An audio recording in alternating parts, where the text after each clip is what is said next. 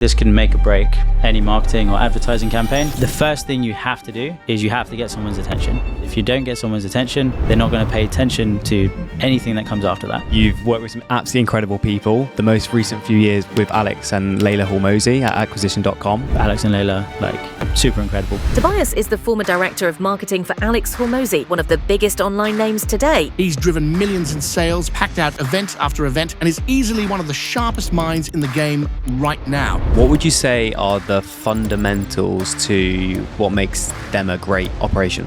Phenomenal at business, behavior is to win, and potentially doing something to success like speed. Whatever the project is, how can we do it in a fraction of the time? Let's say you're doing a task in a day, you get 100 reps in and someone else gets 5. Over the course of a week, you're just going to get much more data, more sale. So Alex creates these amazing books that help entrepreneurs. The next book was $100 million leads. The meta concept of that one was using all of the methods in the book to get leads to launch the book. And so what we did is we registered over 500,000 people, a small city, for this live event. How did you get 500,000 people to join a webinar? We did cold email, we did content, we did one of the most important acronyms that he taught me was something called the MAN formula. And MAN stands for money, authority, and you want to talk to people who have money, you want to talk to the decision maker, and then you want to talk to someone who has. This is insanely valuable. You absolute legend.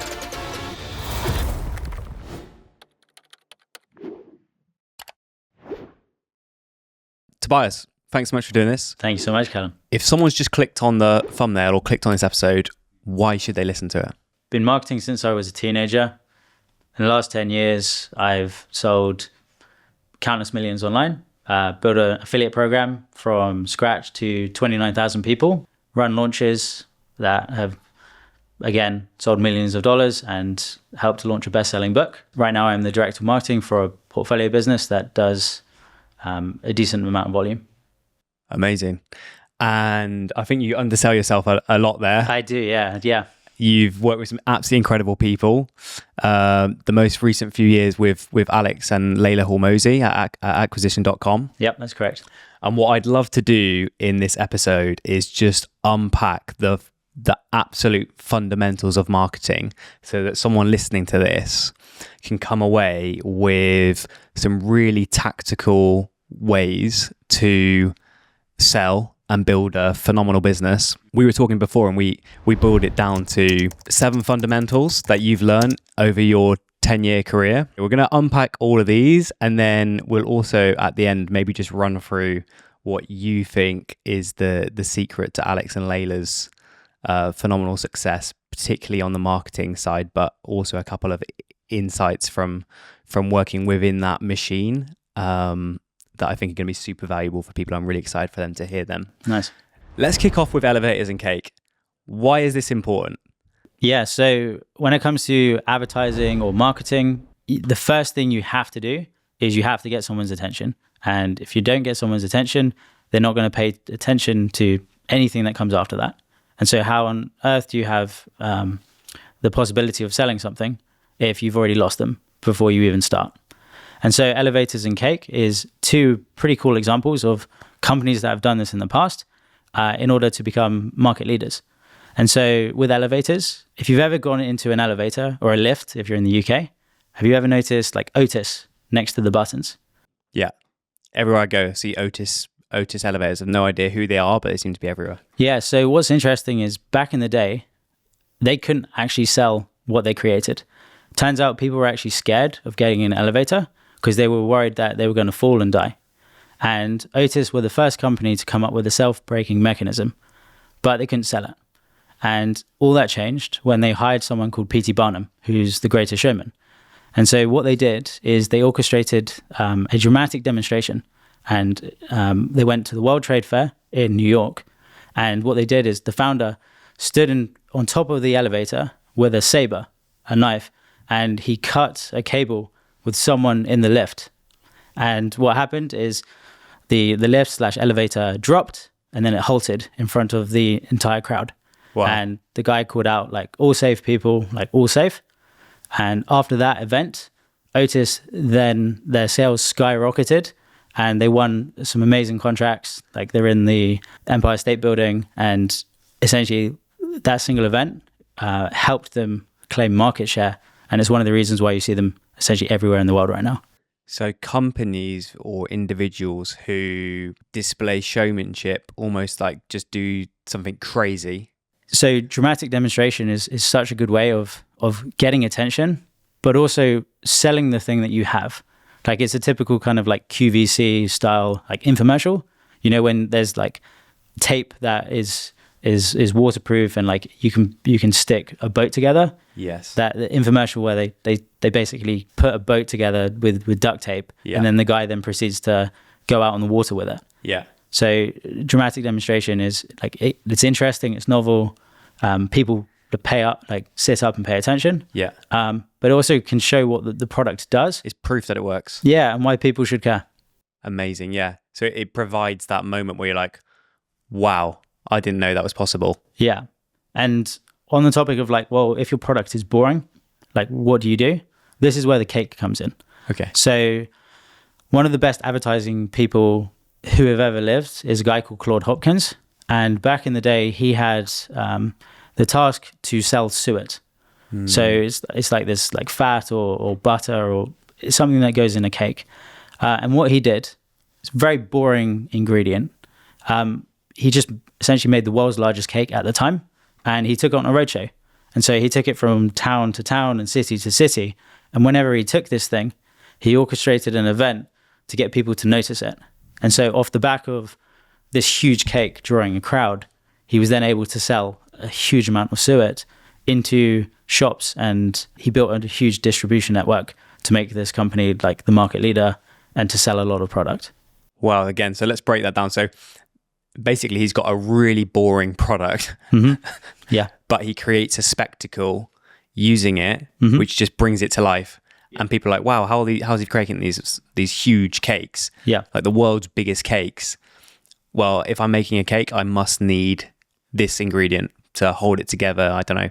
Yeah. Make sure it sticks. Yeah. Doesn't fall to pieces. Yeah. It's like becoming the Mr. Beast of your product. Just whatever you've got, like what's the idea or what's the angle that you can use to like really just capture attention. Would there be a good example from your time with acquisition.com? Yeah. So I personally would say it's the books. So Alex creates these amazing books that help entrepreneurs all over the world. And if you look at each book, it's a meta concept. So the first one was how to make offers so good people feel stupid saying no. And it was listed on Amazon for $1. Disproportionate amount of value. The next book was $100 million leads, how to get strangers to want to buy your stuff. And the meta concept of that one was using all of the methods in the book to get leads to launch the book. And so what we did is we registered over 500,000 people, a small city, for this live event. And again, it was a dramatic demonstration of everything in the book and why it works to help launch the thing. Yeah. And there's this moment where the penny drops where you're like, wow. You're like, okay, so this book is all about crafting irresistible offers. And what's more irresistible than a value-packed 100, 200-page book that costs 99 cents? Yep. And then for the leads, how did you get people to join?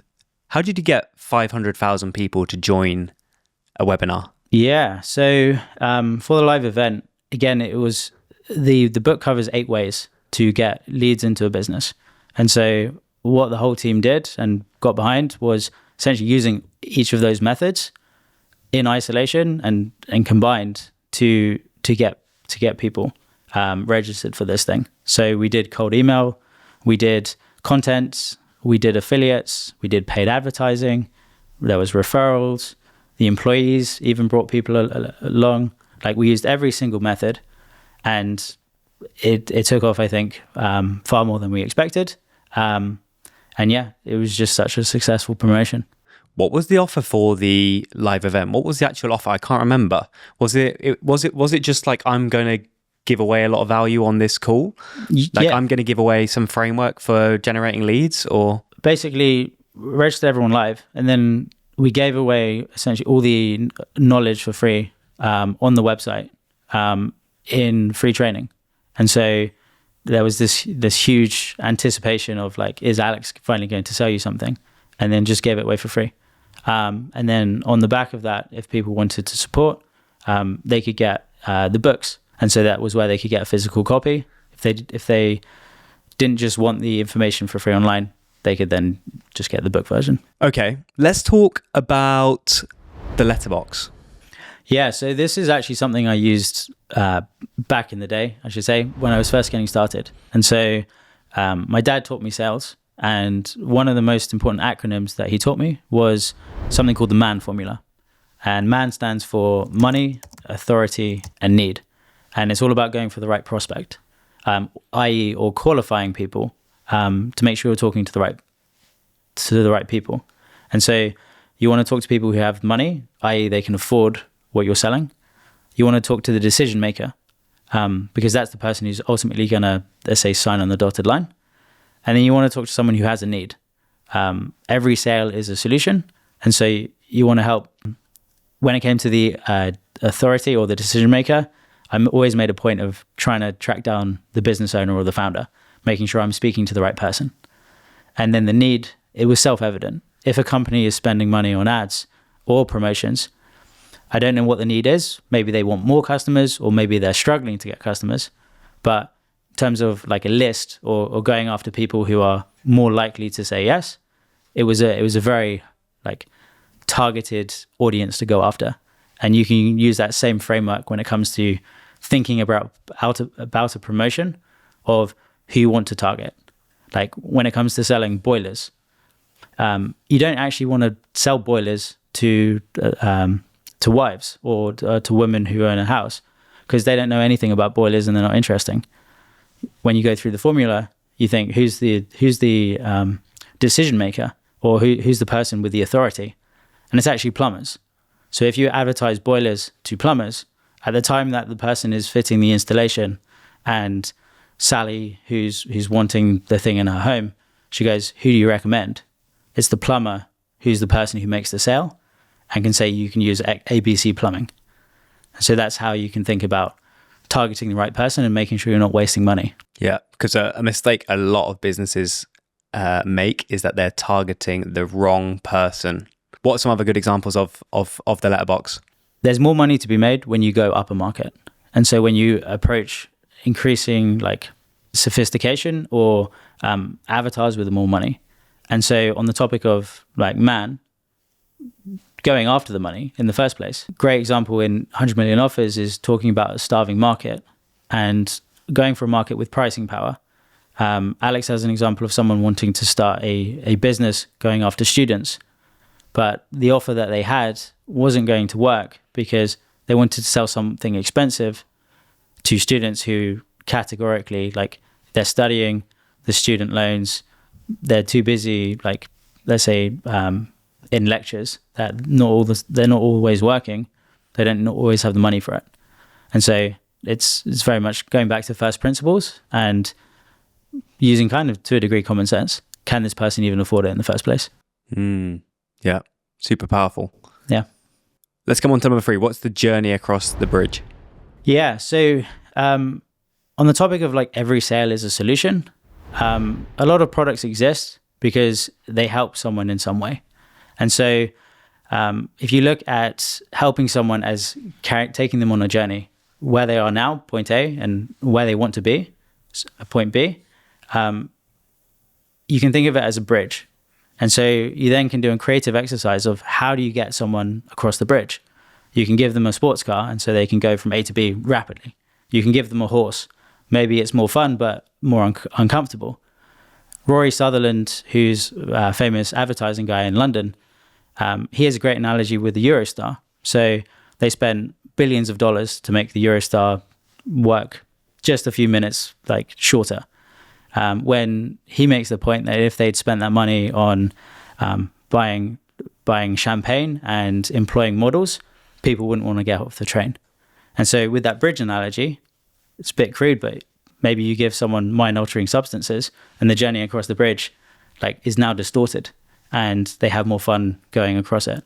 And so you can get very creative with the offer or the packaging on how you can take that person from point A to point B and help someone get what they want.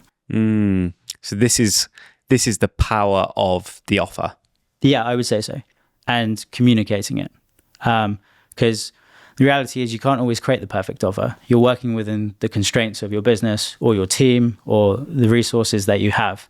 And so when it comes to communicating it, perception is reality. And you can very often spin a negative into a positive. So for some people, having a large agency is a selling point. And if you have a small agency with like 3 guys, how do you compete if you're going after the same contract? Well, you can then make the argument that, well, we've only got a team of 3 people, which means your account is going to get far more advice and service, and we're going to do higher quality work. There's always an angle. And so you can always shift the perception to your advantage if you wanted to. So that's really crafting the offer based on sometimes your strengths, but a lot of times your weaknesses. Yeah. And again, remembering that it's another person on the other side, and they will have like taking away the reasons why they might say no and incorporating that into how you communicate it. Like guarantees. Someone potentially is unsure about taking the next step. You guarantee that you're going to get the result in the first place, or you guarantee that you will do X, Y, Z to increase their level of certainty in what you say is what you can do. What would be a good example at acquisition.com or with Alex? Well, actually, a good example would be the proof. So again, going back to the demonstration, the content it reaches an audience of millions of people. And when it comes to, let's say, a business owner who wants to also get a certain level of exposure, in terms of increasing the level of confidence, they can already see that there's a skill set there. And so they have more confidence coming in that they can get a similar result, or at least we can help them in that piece. So there's an example there. That's an element of proof. I mean, there's many different examples if you want me to unpack a couple of those. Yeah, go for it. Again, bridge analogy. Let's say someone wants to go from A to B, but they want to do it in as fast as possible, i.e. they want the sports car. What is a way that you can give them faster results than doing 6 months of coaching? So let's say you do an event and you invite people into your office so that they spend 2 days with you, so you can get really compressed window of time with them to help them get that desired result, as opposed to them having to meet with you every week for the next 6 months. Now, the price point might be different. The coaching for 6 months, let's say you might charge $5,000, but inviting them out to your office to spend that 2 days together, maybe you charge 50. These are just hypothetical numbers, but it's an example of compressing that time window, which is potentially something someone wants. And so there would be creating an offer around the time for people who want that. For someone who wants a more budget option, that's where the 6 months coaching come in, or maybe that's the same information packaged differently. So put in a book as an example that they can study in their own time or at home or wherever they are in the world. Very cool. Very cool. Let's talk about going for the bullseye. When it comes to, again, marketing, you want to use the right promise. You want to use the right end destination. It's all well and good saying that, again, with the bridge, on the other side of the bridge is a restaurant that sells burgers. If someone's vegan, they don't really want to cross that bridge. Yeah. And so coming up with the right promise is all about understanding the thing that people want in the first place. Now, a great example of this is what you saw with Viagra and Cialis. So Viagra was the first to market in the erectile dysfunction industry. They created a little blue pill that was originally to actually sort blood pressure out. And they actually found it had other interesting side effects. And so they packaged up and sold to the men's market. Their advertising was very much red stilettos and like flashy like cars.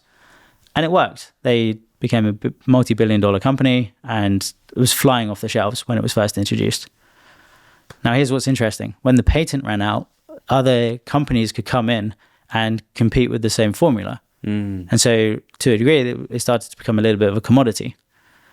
There was a company called Cialis, which did things differently. They spent 6 months doing market research to understand who was the person who was actually buying this product in the first place.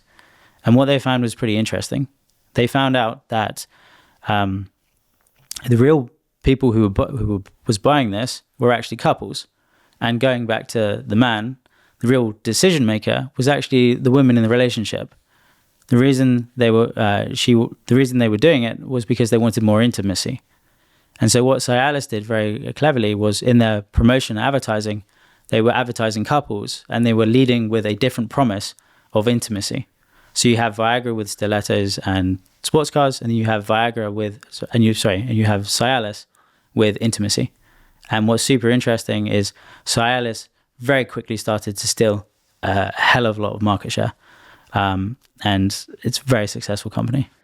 And is that because they took the time to understand who was the actual buyer here? Yeah. So whereas Viagra were like aiming at the single man, actually the correct bullseye here was maybe the woman in the relationship who wanted a bit more intimacy, and she was the person who was going to suggest it or even purchase it. Yeah, absolutely. And again, like, I talk about sales a lot, but I think it's important because it's applied human psychology.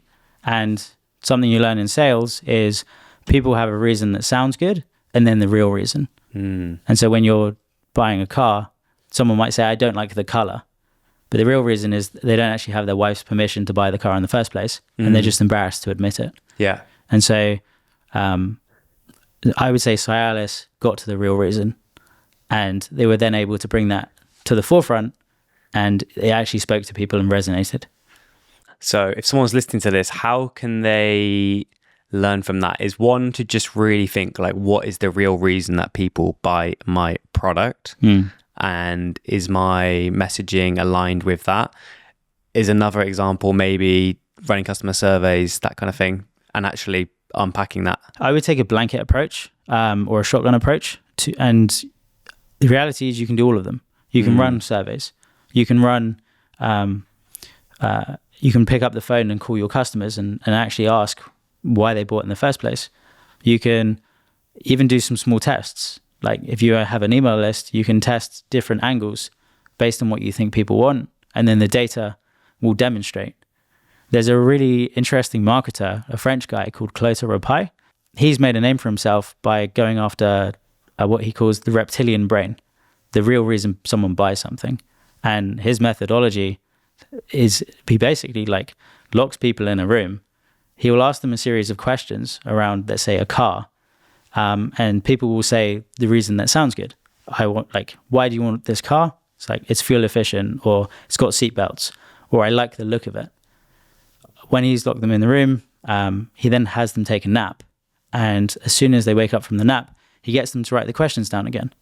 And what's interesting is these answers come directly from the subconscious.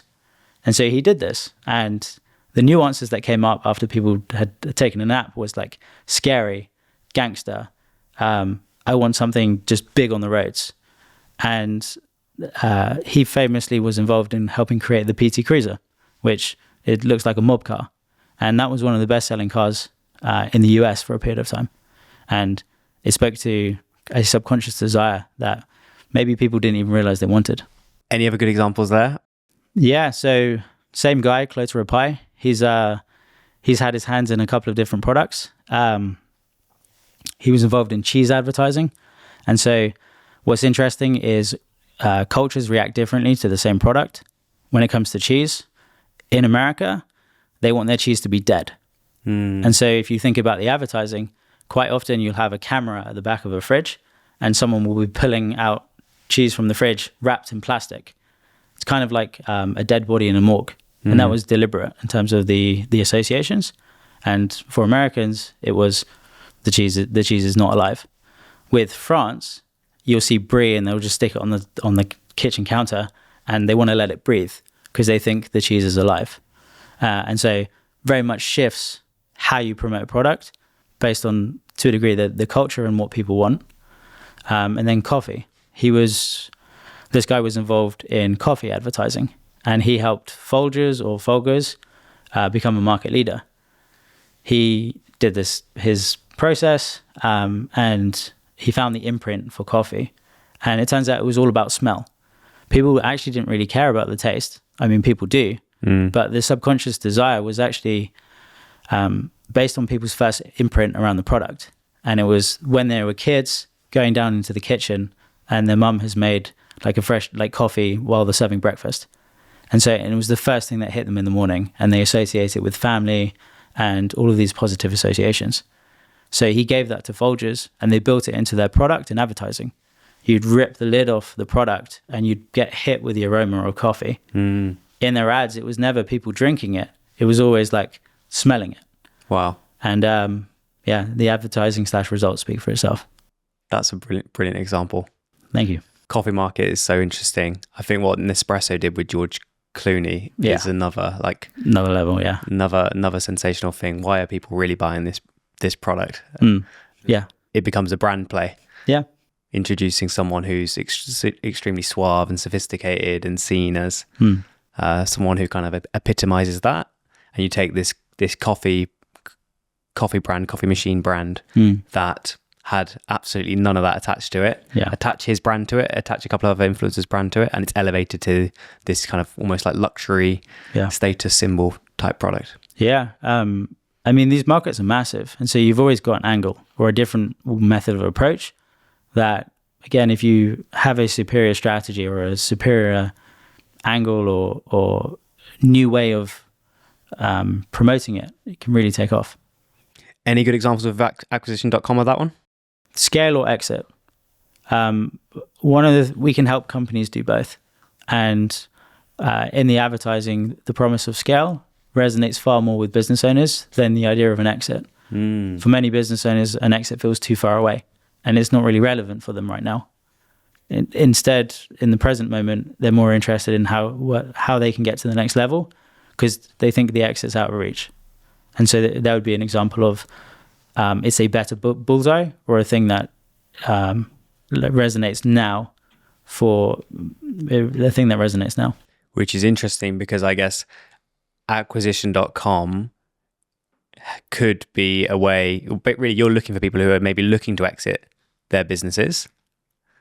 But if you talked about that in all of your content or your marketing, you wouldn't actually reach that many people. Yeah. Because it's not on the minds of that many people. So you're better to go for something else and then introduce that topic once they're in your ecosystem, in your marketing world. Yeah. Let's talk about Mr. Ogilvy. We sell or else. Where did you learn this? David Ogilvy built one of the largest advertising companies potentially in the world. And his secret weapon was, he openly admits this, is direct mail. And in direct mail, there's an idea that advertising is salesmanship in print. Now, how this relates to the present time or online marketing or just marketing in general is a lot of people's marketing / funnels are impotent. Like they don't have bite to it, or they don't close the sale. Right. Or they don't even move the needle in sales. Something that personally grinds my gears a little bit is people think they can create organic content that does well on TikTok, and then they run it as an ad and they'll think it will convert.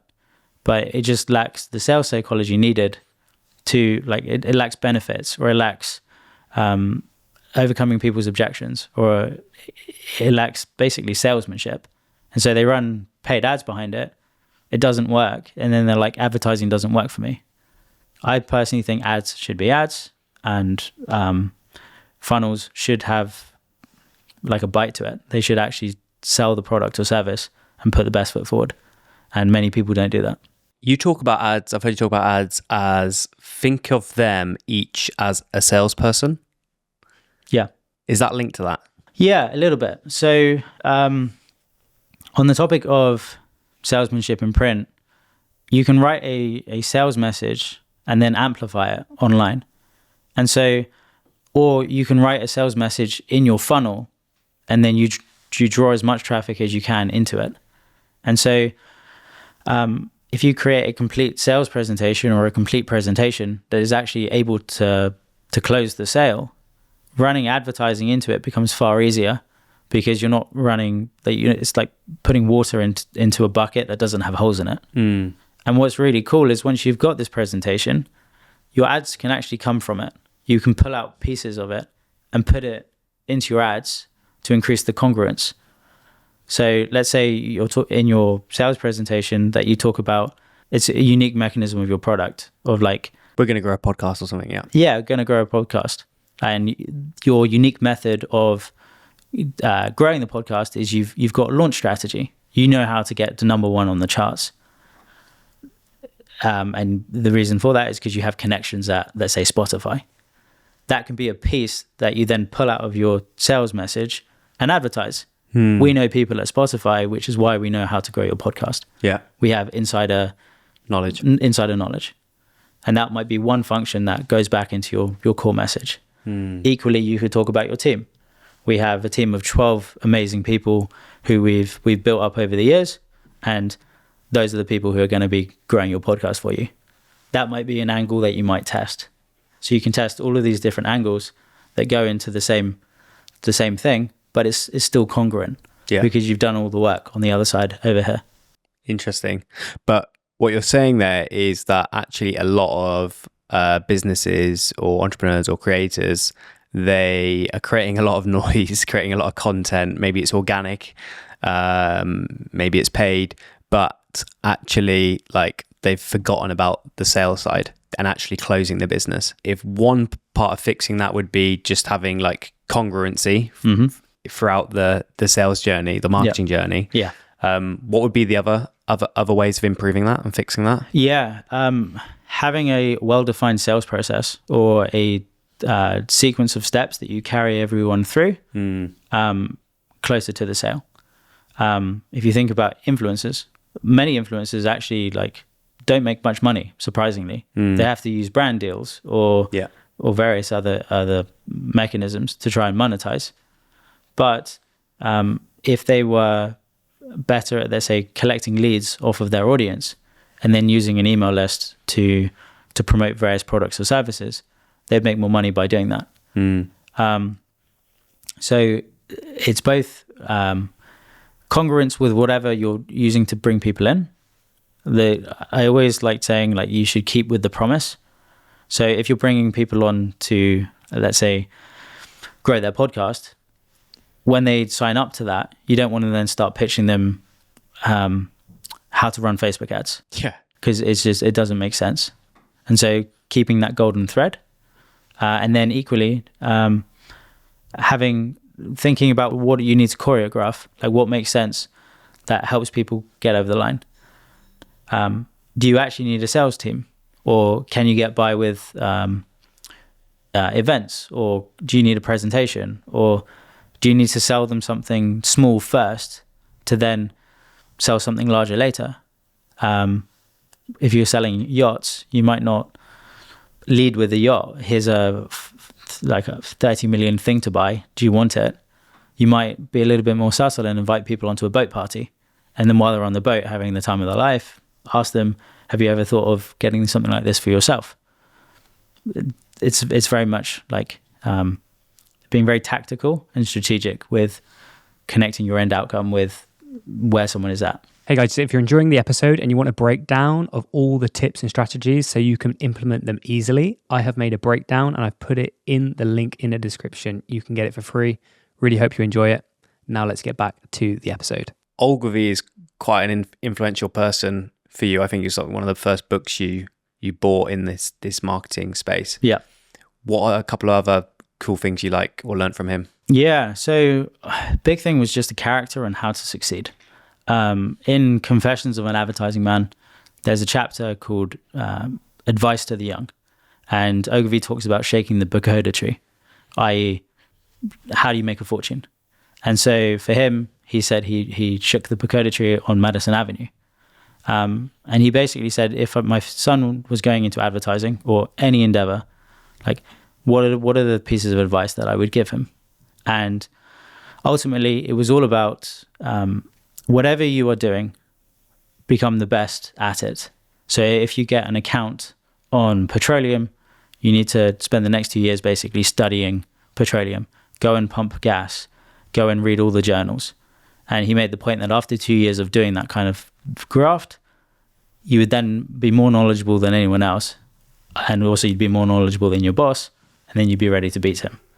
And so he talked about ambition, but he also closed the gap with ambition, with the work ethic required to make it happen. And so the TLDR of that was you find your will or the will that you want to dominate, and then you put your shoulder against it.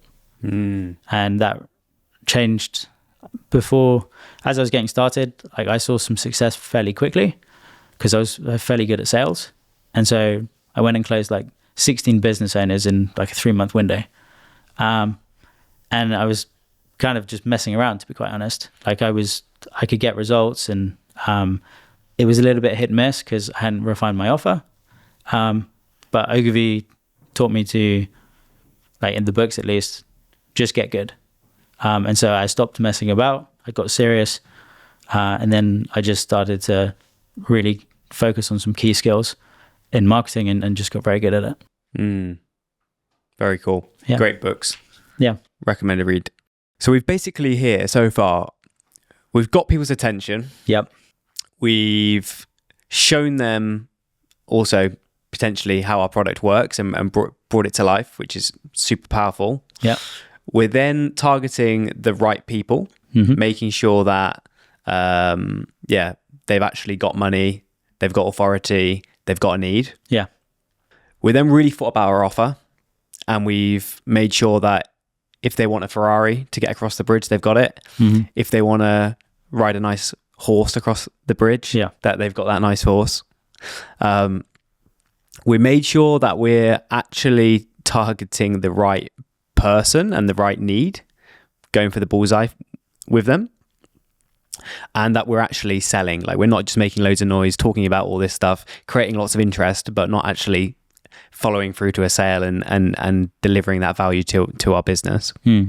Let's talk about another area where I think a lot of people go wrong. Once we've kind of got all this working, we've got like the bare bones of a funnel. That's great, and we're in a good spot. But then there's maybe an area that people start to get lost is when they're looking at that funnel. What's the elephant in a dark room? Yeah. So when you've got something working, it can be quite easy to get caught up on vanity metrics, views, or the opt-in rate on a single page, or maybe even some areas of success in the business. Like we're getting an 8x ROAS on our meta ads, and looking at that in isolation. So the analogy of the elephant in the dark room is you're looking at a metric in isolation, and it's as if you've got someone holding the trunk of an elephant, someone holding the leg. The guy who's holding the leg thinks it's a tree. The person who's holding the trunk thinks it's a snake. Someone's on the back thinking it's a horse. Like, by looking in the metrics in isolation, it doesn't paint the complete picture. Yeah. So what you want to do is you want to turn on the light and be able to see things as they truly are. That person who maybe is online or in a business who's saying that they're getting 8x ROAS, what they don't realize is they can quadruple their ad spend and make far more money, even if ROAS goes down to like a 3. And so it's understanding like sometimes things are not as good as they seem, or even sometimes things are not as bad as they seem. Your opt-in rate on a landing page might be below KPI, but the reason for that is because it's really qualifying people, and it's only bringing like good people into the funnel who are closing at a higher percentage. In that instance, yes, you can do some stuff on the page to make it convert higher, but don't lose sight of the bigger picture of it's actually working and it's making money. And so, the elephant in the dark room is all about making sure you're understanding the complete picture and not overlooking an area because you think you're doing better than you actually are. So if someone's listening to this and they want to check that they've got the lights on and that they've got what their elephant looks like and they've got an elephant, not a horse. Yeah. What would be the steps or what would be some examples of where you've figured this out? Yeah. So if it's advertising, a key question I think you should always ask yourself is how can we spend more money on ads profitably? And so let's say turning the light on in a typical marketing funnel, let's use e-com as an example. It's basically a system. You've got your ads, you've got your conversion rate on the landing page, maybe some bundling or offers or upsells, and then you've got your database marketing, your email list. A brand owner might be getting 50+% of their revenue from email and think they're doing fantastically. But what they don't realize is they're quote unquote bottom heavy because they're getting so much revenue from their database. They're actually neglecting the top of the funnel and bringing new people in. And so understanding that balance of it's actually okay to maybe get 20% of your revenue from email, but you're making far more because you're bringing people in. It's the difference of, let's say the 50% out of 100 people, let's say you do 50% of that, that's 50 customers. On the flip side, sample size of 1,000 people at 20%. It goes from 50 customers to 20% of 1,000, which is 200. 50 sales versus 200 sales. If you're a business, what is it that you'd actually like? You want 200 sales, and it doesn't necessarily matter that your conversion rates have dropped. So just understanding, tying those metrics back to, like, I would say the bigger business metrics, or the thing that the bigger business piece, and basically you doing that. That's maybe somewhere where a lot of companies get stuck as well, isn't it? Where maybe they, I don't know, maybe in the info space, or that someone might be like working to, I don't know, 50-60% margins, and they don't want to kind of like reduce that. But actually, if they increase the business from a 1 million a year business to a 10 million a year business, and accepted that the margin come down, ultimately the pile of money is a lot bigger. Yeah, exactly that. Like, a lot of people don't realize the margins of multi-billion-dollar corporations. Many of them are like, you'd be amazed that they're operating on like 11% or even less. And then to that point of like vanity metrics, or wanting to maybe, like close rate's a great example. A lot of people, when you ask them what their close rate is, they might like say it's like 60% or 70%. But that's on referral traffic, which is your best friend has just said that this person should do business with you. And they come and like, you can easily close them because it's like, it's a warm intro and you think you're an amazing salesperson. Tying it back to advertising, when you start bringing a cold audience into a business, close rate might drop to like 20% or between 20 and 30%, like true cold audience at scale type thing. And what does that mean for the business owner? Well, they're hearing no 2 times more, and maybe they think that something's broken or the leads are crap, when in reality, that's just potentially how it is. And if they're so fixated on that, let's say 60% close rate, it might stop them doing other actions that, to your point, can actually grow the business. Maybe they don't go to certain traffic sources because they don't think it works. Maybe they don't run Meta because there's no leads on there for us. Or they don't go to trade shows because, again, they can't close people from the trade shows because they're not warm referrals anymore. So, vanity metrics can... it's okay to see your numbers drop. What's up, guys? Hope you are good. Hope you're enjoying this episode. This is a very quick message to say this episode and all of my content is made by my agency, 7xcontent.com. So if you would like to make amazing content or grow your podcast or just take what you're doing to the next level, then check us out. I would love to speak to you. Now, let's get back into the episode. And conversely, often aiming for bigger numbers is not what you want to do. So with Alex, and I think in particular with his organic content, he made that switch, didn't he, from going super broad and like, what's my protein stack and what do I eat in a day and when do I go to the gym, to maybe deeper educational business content, recognizing that although the view numbers might take a hit, he was going to reach more of the right people. And this is something I see. I literally saw it last week. We put out a video that had 600 views. Yeah. One of those views was Ramit Sethi, who's got a Netflix show. Yeah. So on the face of it, that video did terribly versus something that got 100,000 views. But when we talk about who that video is relevant for, it's a much more niche audience of people who have, I don't know, like over 1 million followers on YouTube and are super interested in building a business around content. Yeah. I mean, I'm not going to say it's easy to go viral, but with clipping or like repurposing other people's content that's performed well, you can get quite a lot of views on social media. But how does that help you if it doesn't connect to the product or service that, if you're a business or a creator, you're trying to promote? And so, yeah, to the topic of the letterbox, or go for the bullseye, speak to the people that you want.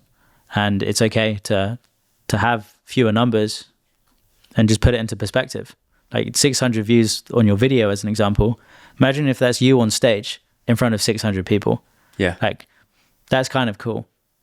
So, yeah, just put it into perspective.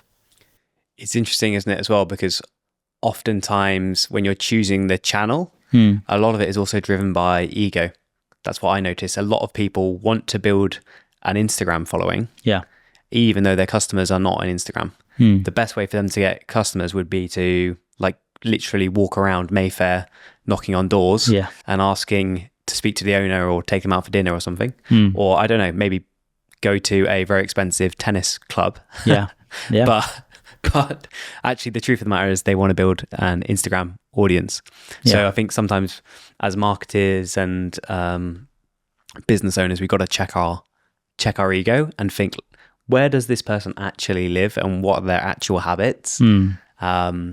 And maybe that's where I need to go and find them. Yeah, I agree. And social media also distorts reality just to get because it's the outliers that get attention. It's the Mr. Beasts of the world, to the point of elevators and cake. Or on the very other side, super relatable content of some guy who's just got his iPhone out and is in his car talking about how he's just had a really hard day at work. Like, both of those can work on the end of the spectrum and really kick off. But it also potentially gives a distorted view on what life is really like, because it's the thing that gets views. And so to your point of like people wanting to go viral on Instagram because they're seeing that's what everyone else is doing, that's the distorted reality. Some of there are many, many, many rich people.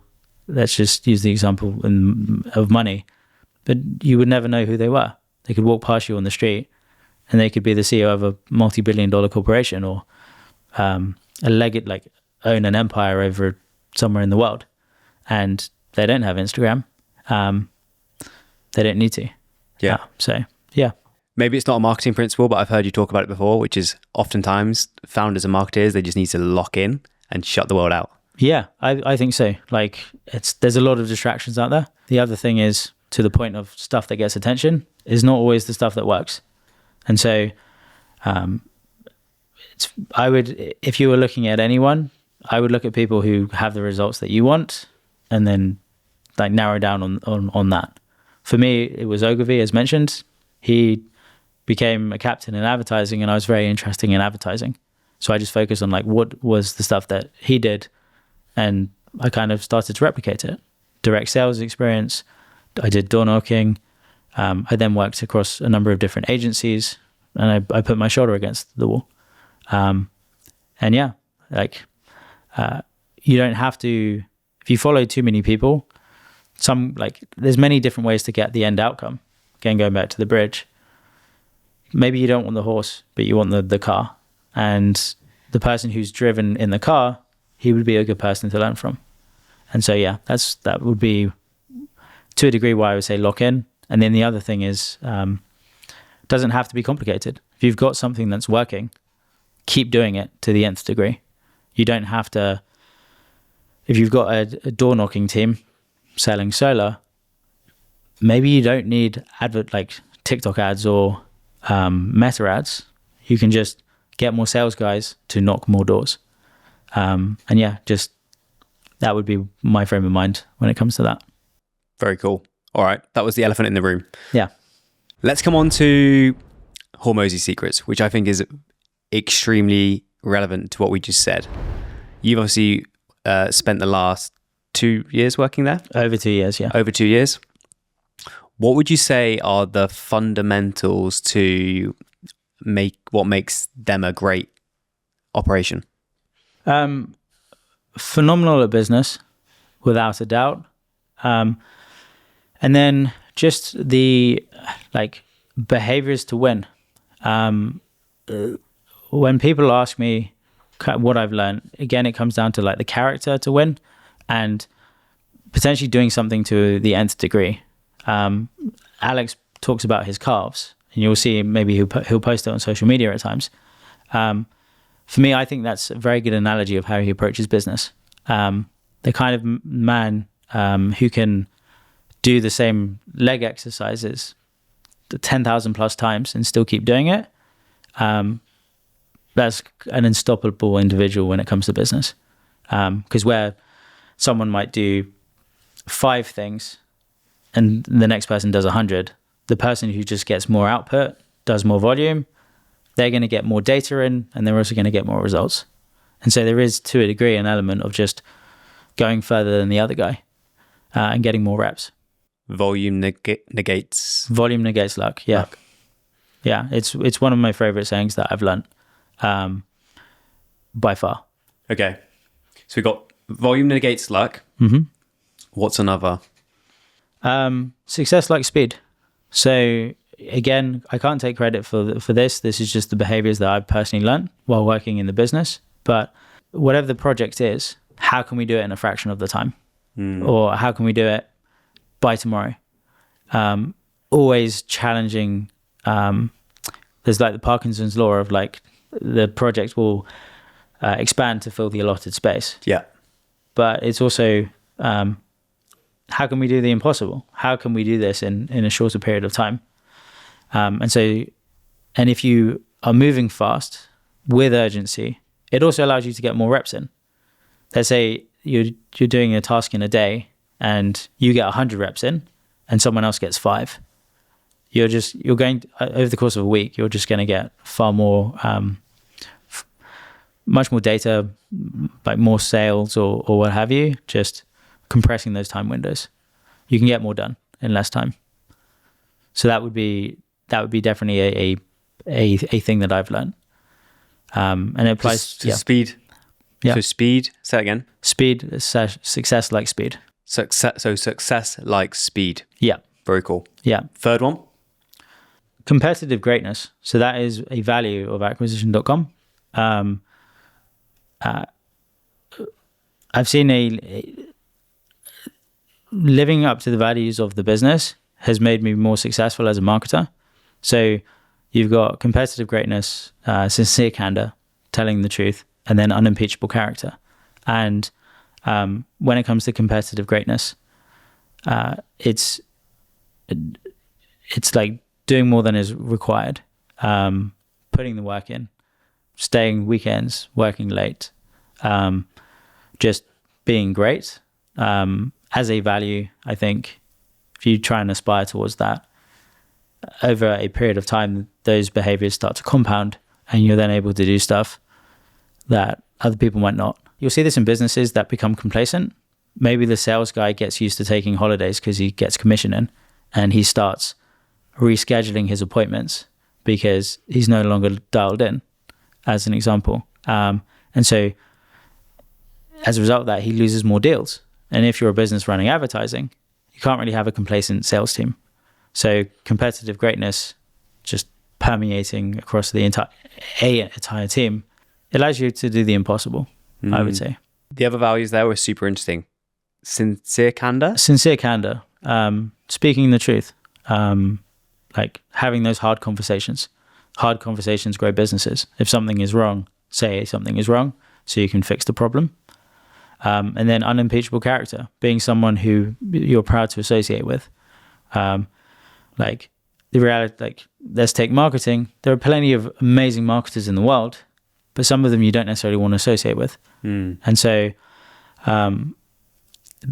the being someone who other people are proud to associate with, and if you build a team of those kind of individuals, then just makes a really great working environment. Very, very cool. It's really impressive as well that it's just free and that you can recite them very easily. Yeah, maybe. The culture is incredible. I I mean, what the business has accomplished is remarkable. And yeah, it's like kind of speechless, to be quite honest. I have nothing but admiration for the team, Alex and Leila, like super incredible. Yeah. And I guess that's the cool thing around the Ogilvy message is like, go and work alongside some really freaking cool people, like get on the tools at the coalface, but do it for someone who's like absolutely crushing it. And then you really understand what sets the standard. Yeah, I think that, yeah, I agree. Okay, let's do the quickfire questions. Top 3 books. Confessions of an Advertising Man, David Ogilvy. How to Win Friends and Influence People, Dale Carnegie. And then there's a little known book, How I Raised Myself from Failure to Success in Selling, by a guy called Frank Bettcher. It's in a similar vein to Dale Carnegie's book. I think it was actually ghostwritten by the same guy. It was certainly advertised by the same guy. But that book teaches you it's okay to sell. A lot of people have weird beliefs when it comes to sales, and that one gives you pride in a profession. So I think it is a game changer for potentially people who maybe have some of those mental barriers, because I certainly did. Yeah. Top 3 marketeers? Dead or alive? Both. Claude Hopkins, David Ogilvy, and then there's actually a guy called Blake Wyatt who runs low ticket funnels. I've been I admire the guy. I think he, from an online space side of things, he's one of the top marketers right now. What are you optimizing for? For me, on personal or professional life? Personal. Right now, it's an interesting question. I'm actually starting to optimize more towards the personal side of life. I've reached kind of a pinnacle, at least in the space that I operate in. And being blunt, I've done it at the expense of a lot of things in my personal life. Like I've worked 100-hour weeks and pulled more all-nighters than I care to admit.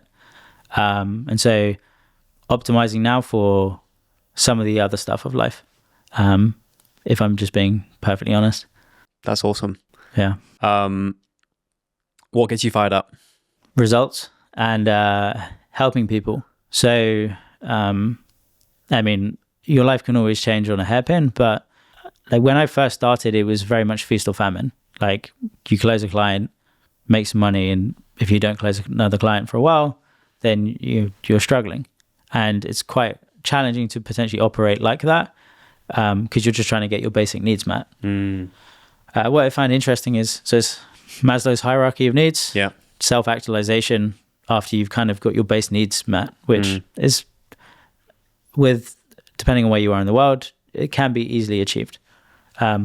Reason I mention that is, for me, I try and operate in the self-actualization stage. And so where I get a lot of benefit is helping others. And it's one of the reasons why I like doing what I do. Is like our mission is to make real world business available to everyone. It's why I'm partly here today. Is like I want to help people with marketing. Just want to help others. And so I try and operate there. And I've actually had some interesting conversation with business owners who've sold a business for, let's say, maybe 10 plus million, and they're bored. And I just tell them, get a mission that you can get behind. Because otherwise they start like trading and like doing silly stuff. Not all of them, but they can get distracted. And so, yeah, I for me right now, I really do like trying to make a difference. So yeah, that's what lights me up. Cool. And where can people find you? LinkedIn. So just be Tobias Allen on LinkedIn. I occasionally use it as recruiting. So I really like helping marketers. And so I get business owners ask me, do you know a marketer to do a certain project? If I can help connect someone who can help move the needle in a business, I like doing that. I like finding people who are really good at what they do. And sometimes they are not great salespeople. And so if I can give them a warm referral into a company, both people benefit.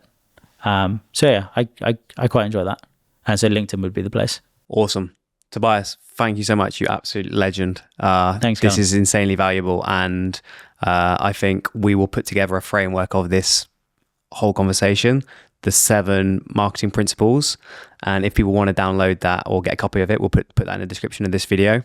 I think it's going to help a hell of a lot of people. There's so many little actionable things that I'm going to put in place and a couple that maybe I'll think about taking away so that I'm locked in. Amazing. Thanks for doing this, man. Cool. Thank you, guys.